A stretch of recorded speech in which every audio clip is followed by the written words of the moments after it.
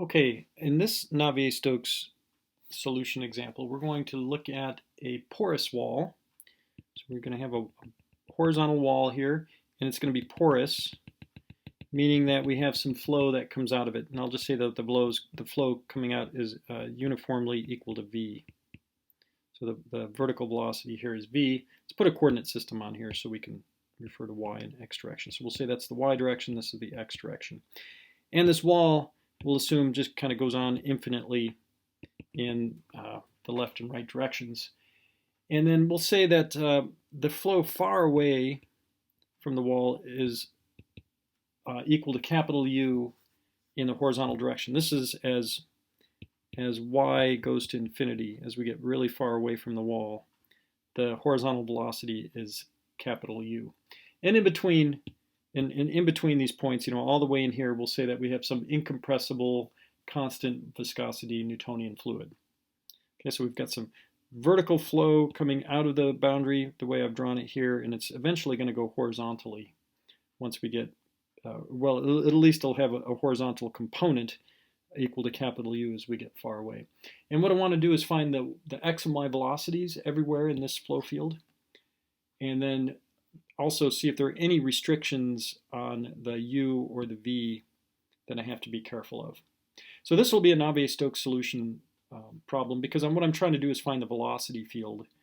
And to find the velocity field, I need to solve the equations of motion for the fluid. And so that's the continuity equation and the Navier-Stokes equations. So as with all of these Navier-Stokes equation solutions, we're going to write down the assumptions first. And then we'll take a look at the continuity equation, then we'll take a look at the Navier-Stokes equation in the appropriate directions. So assumptions that we'll make here is, number one, we're going to assume that the flow is planar. We're not told about anything about the flow direction in and out of the page, or the z direction, so we'll just assume it's planar flow. And I always like to write these assumptions down in words first and then show what it means mathematically. So planar flow just means that there is no variation in the z direction, it's zero. And really, at best, the uz velocity would be, a constant. It'll actually be zero because of the boundary condition here, the no-slip boundary condition. So it's actually zero. It doesn't really matter for our purposes. The second thing we'll assume is that we're dealing with a steady flow. We're not told about any variations in time, so it looks like it would just it wouldn't change in time. So there are no time derivatives involved. Anything where we take the time derivative of it should be zero because it's not changing with time. We're going to also assume that the flow is fully developed in the x direction.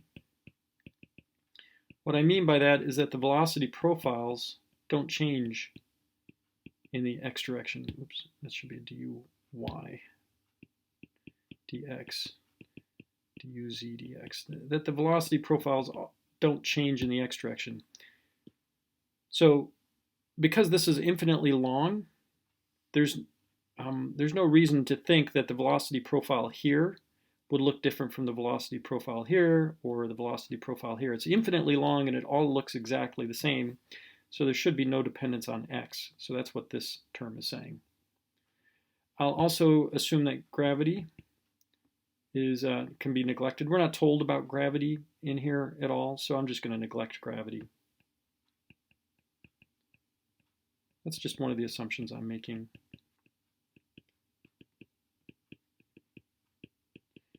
And in addition, I'm not told anything about pressure gradients, so I'm going to neglect pressure gradients.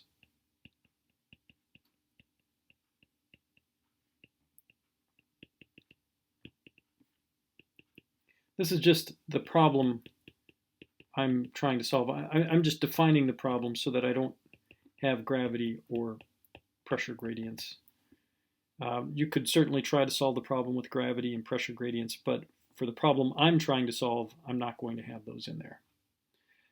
All right, so we have our assumptions. It's always a good idea to number these so we can refer back to them later. Now let's go ahead and first apply the continuity equation. Continuity equation is one of our equations of motion. It's really just conservation of mass for a very small control volume. And since we're dealing with Cartesian coordinates, it's easy to write the continuity equation here. In writing this equation, I've assumed that we're dealing with an incompressible fluid.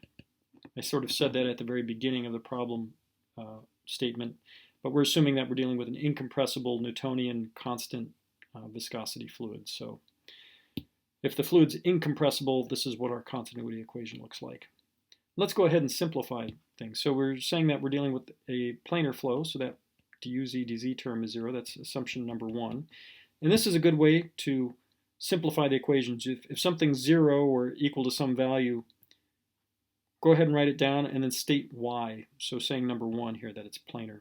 It's just a good way to communicate what it is you're doing, and it does also, it'll make it less likely that you'll make a mistake when you go through the problem. Now, dux dx is also 0, and that's because of assumption number 3. It's fully developed in the x direction. So then what we're left with is duy dy is equal to 0. And just in general, let's think about this. The uy velocity could be a function of x, y, z, and t, right? Well, we know it's not a function of time because we know it's steady, right? That's assumption number 2. It's not a function of z because we know it's planar. That's assumption number 1. It's not a function of z. We know it's not a function of x because it's fully developed in the x direction. So, and then this last thing that we just derived from the continuity equation says it's not a function of y either. duy dy is equal to 0, so it's not a function of y either. So, oops, it all disappeared on me. There we go. So uy at best is going to be a constant. So in order to find that constant, we should take a look at boundary conditions. So when we look up here at the picture, we do know where the velocity is somewhere in here. It's actually right down here at the boundary. Here, the y velocity is actually equal to capital V because it's a porous wall. There's actually flow coming out of the wall. So the y component of the velocity there will be equal to capital V, but since it's a constant, that means it's going to be equal to capital V everywhere. So at the boundary, uy is equal to capital V. Therefore, or it implies then that uy is equal to capital V everywhere because it's a constant. And let's call this condition number 6. It's not an assumption. You know, up here I had assumptions, but here it's something I actually derived from the continuity equation. And so I'm not going to call it assumption number 6. I'm going to call it condition number 6 because it's something we actually derived rather than assumed. But we now know the y component of the velocity is equal to capital V everywhere. Okay, so we have part of our flow field figured out. Now we need to figure out the horizontal component of the velocity field. So to find that, we're going to go to the Navier-Stokes equation. And since I want the horizontal or the x velocity component, I'm going to look at the Navier-Stokes equation in the x direction. Okay. So we'll go ahead and write that out.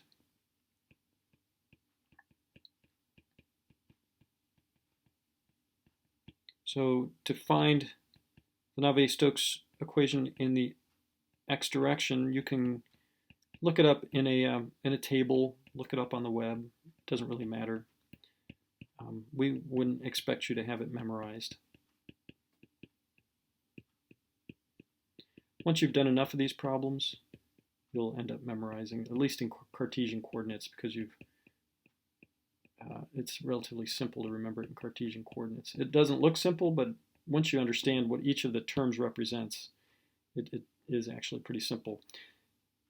Really, what the Navier-Stokes equation is just F equals ma. The F is over here. Those are pressure forces, viscous forces, body forces in the x direction. And the ma part is over here. In the parentheses is a Lagrangian derivative of the x component of the velocity. So that's your acceleration in the x direction. And the mass part is here, but it's really mass per unit volume. So this is like force per unit volume is equal to mass times acceleration per unit volume. So the Navier-Stokes equations are just F equals ma for Newtonian fluids. That's all it is. All right, so now let's simplify this equation given our assumptions. I'm going to shrink this down so we can see the assumptions a little better. So the first term will be 0 because of assumption number 1. Assumption number 2 because it's steady. The next one will be 0 because of assumption number 3, that it's fully developed in the x direction. The next one, I actually can't do anything about. At best, what I can do is rewrite the uy as equal to capital V. But there's nothing I can do about dux, dy. There's nothing in my assumptions or my continuity equation to do anything about it. So we leave that one alone. But the next one is going to be 0 because of assumption number 1. It's planar. dp dx, that'll be 0 because I assume that we're just dealing with no pressure gradient, so that's number 5. The next one, d squared ux dx squared, that one will be 0 because it's fully developed in the x direction. That's number 3. d squared ux dy squared, that one we can't do anything with. We have to leave that alone. That's kind of like this one. Here's dux dy, here's d squared ux dy squared. So we have to leave that alone. The last one we can set to 0 because it's planar, so that's number 1. And then finally, for the body force term, gx is 0 because of number 4. We just said that we're not going to worry about gravity. We could actually solve this problem with the pressure gradient and with gx in there, but it's it just is a little bit more complicated. But we're not going to do that for this particular example. All right then. So let's rewrite our Navier-Stokes equation. So on the left-hand side, we have rho times v times dux dy. On the right-hand side, we have mu times d squared ux dy squared. And the derivatives there are currently written as partial derivatives. Well, let's think about ux for a moment. Just like we did with uy, we know that ux could be a function of x, y, z, and t in general. But we know it's not a function of time because it's steady. We know it's not a function of z because it's planar. We know it's not a function of x because it's fully developed in the x direction. So really, at best, the x velocity is only a function of y. What that means is I can rewrite my partial derivatives as ordinary derivatives. Because the ordinary derivative just means it's only a function of y. A partial derivative means that it's a function of y as well as some other variables. But now I know it's really just a function only of y at most.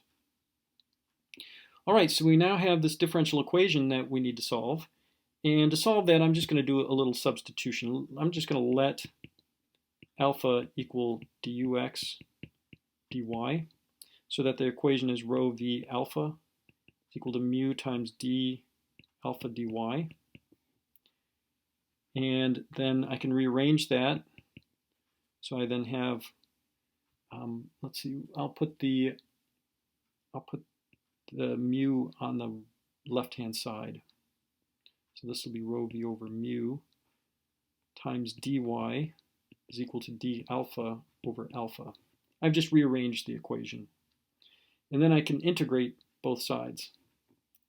So then on the left-hand side, it'll be rho v over mu times y plus some constant. Let me call it c1. And the right-hand side will be natural log of alpha, which is just the natural log of dux dy. Okay. Well, let me, I'm going to have to integrate that one more time, but in order to do that, let me first just take the exponential of both sides. So then I'll get dux dy is equal to the exponential of rho v over mu times y plus c1. And all I've done now is I've just taken the exponential of these underlined parts. Okay, so now I can rearrange that again. So I have dux. By the way, the exponential of this term, I could just rewrite that as like the exponential of c1 times the exponential of rho v over mu times y. This will just be a constant, so I'll just call it c2. So that this will just be c2 times exponential of rho v mu times y times dy. Okay, so once I've gotten to this point, the fluid mechanics is actually ended at that point. The fluid mechanics is just kind of getting our Navier-Stokes equation simplified, and we've gotten it to this point. from here, I'm just doing math. All right, so I've changed the partial derivatives to ordinary derivatives based on this kind of argument over here. I did a little substitution to aid in the integration here to get to this point, and now I'm just kind of simplifying things a little bit. Now I'm going to integrate one more time. And then what we'll have is ux is equal to c2 times mu all over rho v times exponential rho v over mu y plus another constant, call it c3. Okay, and since this term right here, it's just a bunch of constants again, I'm just going to call it another constant. Actually, let me change the names of these variables. Let me call this one C4 over here. The reason I want to do that is because I'm going to call this one just C3.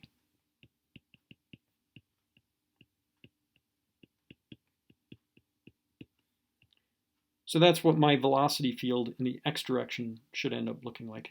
And I'm going to delete this y because it looks like it's in the denominator, but it's not. It should be in the numerator. Okay, so that's my general velocity field, and you can see I have a couple of constants I have to figure out. So I need to know the x velocity in a couple of places. Well, one place we know the x velocity right away is right down here at the bottom. When y is equal to 0, you can see that this is kind of a porous boundary. There is no x component to the velocity here. It's only vertical. So we know from the no slip boundary condition at y is equal to 0, the x velocity is 0. So let's put that in there. So no slip at bottom boundary. And again, just like with the assumptions, I like to start with this in words and then say what that means mathematically. That means ux at y is equal to 0 should be 0. Okay, and then the other, and by the way, if I make use of that boundary condition, if I plug y0 into here, this just becomes a 1, and what we're left with is just c3 plus c4 is equal to 0. Now the other boundary condition that we know, let me go back up to the picture, is we know the velocity far away. We know the horizontal velocity is capital U as y goes off to infinity, so that'll be our other boundary condition. So this is just, we have specified the velocity far away. So horizontal velocity as y goes to infinity is capital U. So mathematically that means the limit as y goes to infinity,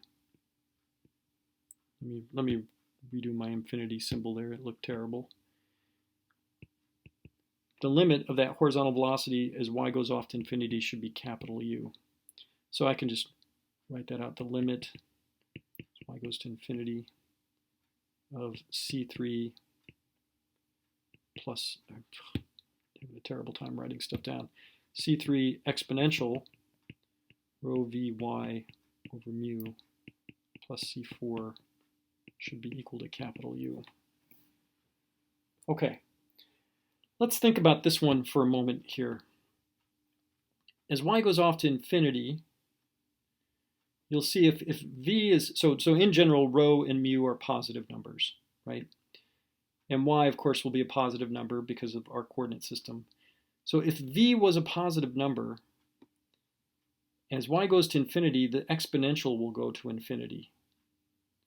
And so this will become an infinite term. The only way for us to, and if that's infinite, then that just means that we'd have an infinite horizontal velocity over here. The only way we could possibly get rid of it is if c3 was 0. And if c3 is 0, then it means c4 is also 0 from the other boundary condition. And if that's the case, then just ux is 0 everywhere. It doesn't work. Okay, so that can't possibly be the case. So the only way this doesn't blow up to infinity is if v is negative. Okay, so to keep the velocity, the ux finite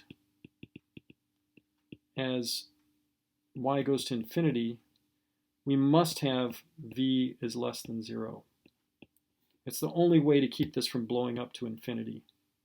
Okay, so because the exponential of a minus infinity just goes to 0. Okay, and if that's the case, if we make this a negative number, v, then the exponential of minus infinity, remember y is going off to infinity, exponential of minus infinity is just 0. And so then we're left with C4 is equal to U. Okay, so there's some, I guess, maybe trickier math involved there. And then now that we know C4 is equal to 0, we can come up here and would see that C3 is equal to minus U. So then we'll end up with UX is equal to capital U times, let's see, it'll be 1 minus exponential of rho Vy all over mu, knowing that V has to be less than 0. So that's my x velocity, and my y velocity should just be capital V. Okay, so that is what my velocity field looks like for this particular case.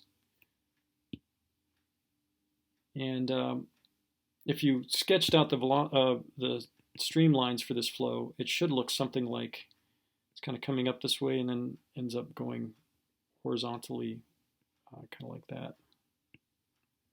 At the x velocity, so it'll look something like that. There's always a vertical component, so everywhere here, it's always v headed upwards. I did a poor job of drawing this, but there's always some vertical component. These should not be getting closer together. I'm just a bad artist here. But eventually, when we get far, far away, the horizontal component will be equal to capital U here. The x velocity down here is 0. But when we get far enough away, that the horizontal component should be capital U and the vertical component should be capital V when we're far enough away. So that's what that velocity profile looks like. So just to kind of recap, what we did is I specified the problem to you that looks like this. Since we're trying to find the velocity field, we know that that will be a Navier-Stokes solution. We made a number of assumptions based on the geometry and the kind of problem we're trying to solve. We started first with the continuity equation. That gave us the vertical velocity was just constant everywhere. And then to find the horizontal velocity, we did the Navier-Stokes equation in the x direction, simplifying using our assumptions. And then everything from here down, most everything is some math. Those calculus classes and differential equations courses, we have you take them for a reason.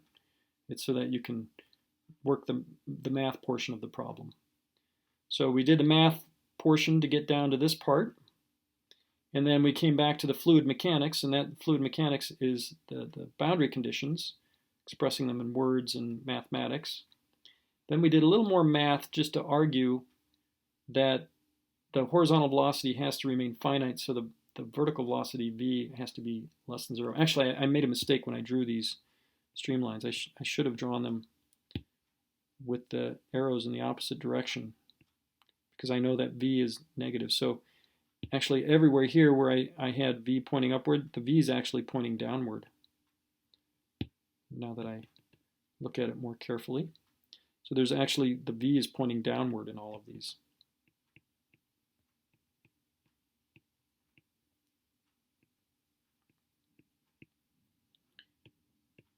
And the reason for that is because we showed here it had to be negative. Okay, so it's actually kind of a suctioning kind of flow. And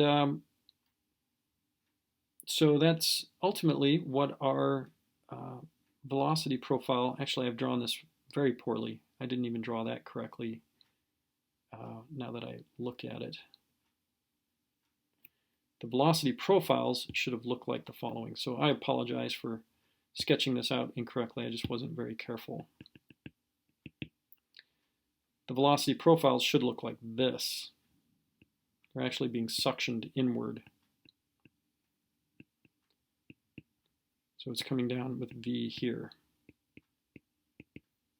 So when you get far away, having a terrible time. Okay, so when you get far away, it's the horizontal velocity is capital U, but everywhere here we have a downward velocity.